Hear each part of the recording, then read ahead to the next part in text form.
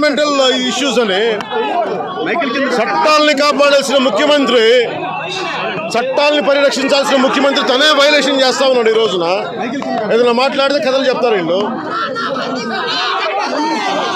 ఇది ప్రజలందరికీ తెలియాలి. ఇది అంటే మీరైతే చట్టాలను ఉల్లంఘించవచ్చు, వీళ్ళైతే చట్టాలను ఉల్లంఘించవచ్చు. మిగతా వాళ్ళు బయటకు వచ్చి చిన్నపాటి శాంతియుతంగా నిరసన తెలిపినా కానీ కేసులు, అరెస్టులు, అక్రమ అరెస్టులు. మీడియాను కూడా కోరేది, ఇది పర్టికులర్గా ఈ కొండ ఋషికొండ అనే గ్రామం తుఫాను వచ్చినప్పుడు కొట్టుకోకుండా పోవడానికి, వరదలు తుఫాను వచ్చినా కొట్టుకోకుండా ఇది కాపాడదు. ఈరోజు ఇన్ని ఎకరాలతో స్టార్ట్ అయింది, నెమ్మది కొట్టుకుంటూ తీసుకెళ్తారు. అక్కడ ఋషికొండ మీద ఉండేది టూరిజం ల్యాండ్ 69 ఏకర్స్. అందులో 9.88 ఏకర్స్ కి పర్మిషన్ ఇచ్చారు. అయినా మేము ఇప్పుడు కడుతున్నది 2.7 ఏకర్స్ లో మాత్రమే కడుతున్నాం. అది కూడా G+1 7 బిల్డింగ్లకి పర్మిషన్ వస్తే ఇప్పుడు జరుగుతుంది కన్స్ట్రక్షన్ 4 బిల్డింగ్స్ కి మాత్రమే.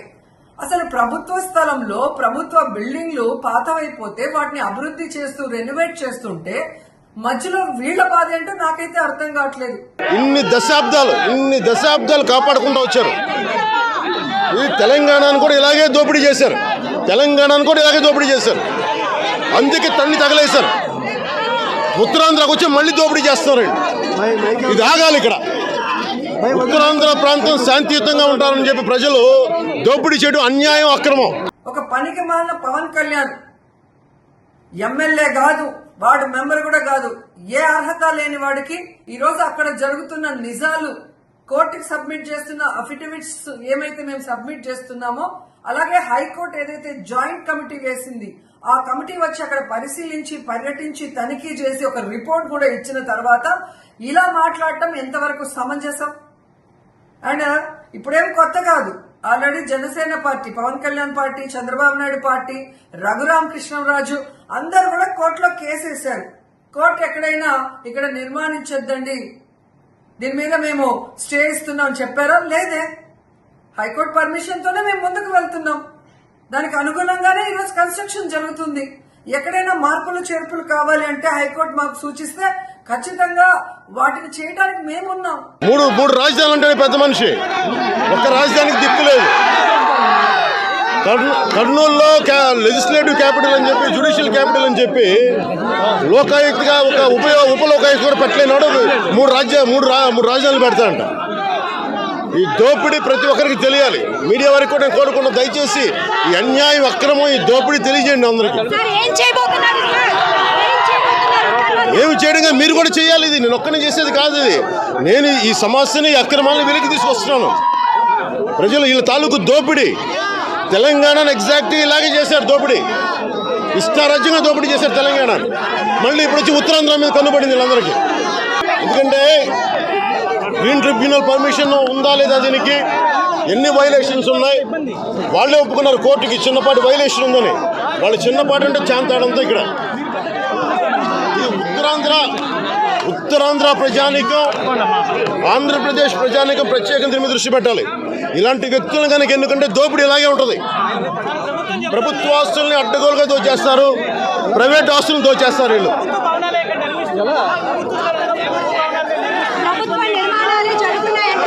ప్రభుత్వ భవనం అంటే ఏంటి? ముఖ్యమంత్రిలో ప్రభుత్వ భవనం. ఎన్నిళ్ళు కావాలి ముఖ్యమంత్రికి? ఉన్నిళ్ళు సరిపోవా? ఏ ఒక మూల కూర్చోలేడా ముఖ్యమంత్రి? ముఖ్యమంత్రి కావాలంటే విజువల్ కావాలా? ముఖ్యమంత్రి అధికారి కానీ సర్క్యూట్ హౌస్ తీసుకోలేకపోవడం ముఖ్యమంత్రి. సర్క్యూట్ హౌస్ ఏమో తాకట్టు పెట్టి దీన్ని దోచేస్తాడా ముఖ్యమంత్రి? అడగండి అందరూ. మొత్తం పర్లేదండి, మొత్తం కిర్లంపూడి లేఅవుట్ అంతా అంత తాకట్టు పెట్టాడు. అక్కడ పెట్టుకోవచ్చు కదా ఆఫీసు. ఏంటి ఆయనకి విజువల్ కావాలి? ఆయనకి శాంతియుతంగా మొత్తం రాష్ట్రంతో దోచేయడానికి. అడగండి అందరూ. ఎన్జిటికి పోయారు, అక్కడ కూడా వాళ్ళు స్టే విధించే విధంగా మీరు ప్రవర్తిస్తే సుప్రీంకోర్టు దాన్ని ఎత్తేసి నిర్మాణాలకి మళ్లీ అనుమతి ఇచ్చి కన్స్ట్రక్ట్ చేయడానికి అవకాశం ఇచ్చారు. అంటే మీరు తెలుసుకోవాలి, సుప్రీంకోర్టు, హైకోర్టు కన్నా మీరు గొప్పవాళ్ళు కాదు.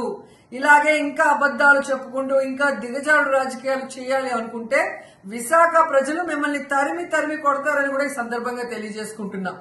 ఎందుకంటే ఈరోజు వెనకబడిన ఉత్తరాంధ్ర ప్రాంతాన్ని అభివృద్ధి చేయాలని జగన్మోహన్ రెడ్డి గారు ఈరోజు వైజాగ్ ని పరిపాలనా రాజధాని కేంద్రంగా చేయాలనుకుంటే ఈరోజు ఆ బ్రాండ్ ని నాశనం అయిపోయే విధంగా విశాఖ అంటే ఒక క్రైమ్ సిటీ లాగా, లేకపోతే విశాఖ అంటే ఏదో ఒక బూచ్ లాగా వీళ్ళు చంద్రబాబు నాయుడు గాని పవన్ కళ్యాణ్ మాట్లాడుతున్న తీరు, విమర్శిస్తున్న తీరు ఈరోజు వైజాగ్ ప్రజల మనోభావాల్ని దెబ్బతీస్తున్నాయని కూడా ఈ సందర్భంగా తెలియజేసుకుంటున్నాను.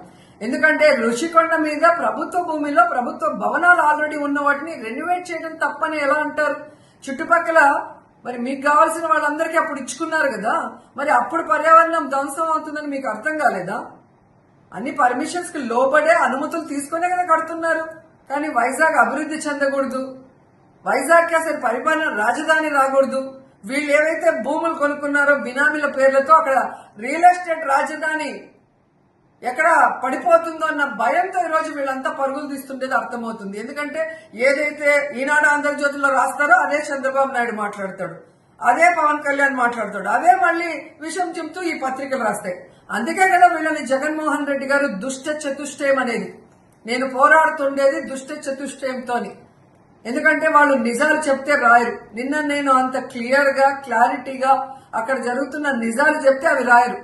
చంద్రబాబు నాయుడు పవన్ కళ్యాణ్ చెప్పి అబద్దాలే రాస్తారు. దీనికి కారు ఎక్కాల్సిన అవసరం లేదు, గోడ దూకాల్సిన అవసరం లేదు.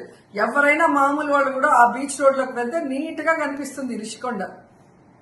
ఈరోజు రిషికొండ ఎదురుగా బాలకృష్ణ అల్లుడు లోకేష్ తోడల్లుడు ప్రభుత్వ భూమిని కబ్జా చేస్తే నోరు తెరవలేదు ఈ పవన్ కళ్యాణ్. నోట్లో హెరిటేజ్ ఐస్ క్రీమ్ పెట్టుకొని ఉన్నాడు.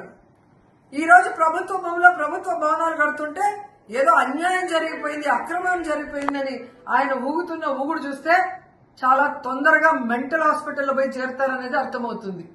కాబట్టి వీళ్ళు ఎంత విషం చిమ్మినా, వీళ్ళు ఏం చేసినా కూడా విశాఖకి వచ్చే పరిపాలన రాజధానిని ఆపలేరు. అలాగే ఋషికొండ మీద జరిగే కన్స్ట్రక్షన్స్ ని కూడా ఆపలేరు. ఎందుకంటే అన్ని చట్టబద్ధంగా చట్టానికి లోబడే జరుగుతున్నాయి.